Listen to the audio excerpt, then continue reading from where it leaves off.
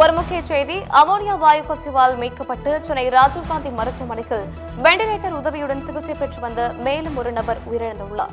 இது குறித்த கூடுதல் தகவல்களை எமது செய்தியாளர் மோகன் வழங்கிட கேட்கலாம். மோகன், வணக்கம். விரிவான தகவல்களை வழங்கலாம். வணக்கம் ஷர்மிளா.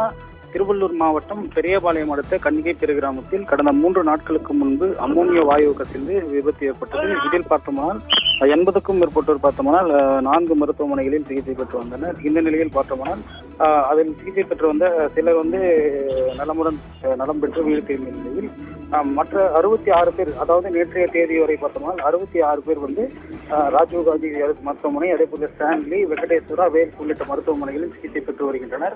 இதில் 21 நபர்கள் பார்த்தோம்னால் வெண்டிலேட்டர் உதவியுடன் சிகிச்சை பெற்று வரும் நிலையில் 14 பேர் பார்த்தோம்னால் அதாவது இயற்கை சுவாசமாகவே சிகிச்சை பெற்று வருவதாக தகவல் வெளியாகியுள்ளது. 34 ஊழியர்கள் பார்த்தோம்னால் சாதாரண வார்டிலே சிகிச்சை பெற்று வருகின்றனர்.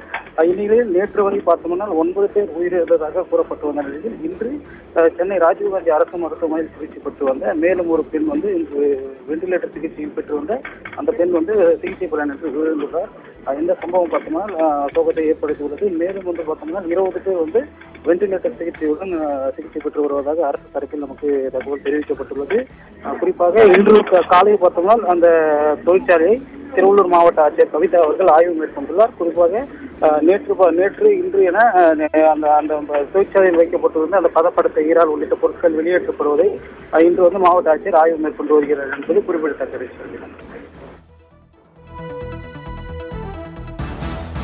அமோனியா வாயு கசிவால் மீட்கப்பட்டு மருத்துவமனையில் சிகிச்சை பெற்று வந்த மேலும் ஒரு நபர் உயிரிழந்துள்ளார்.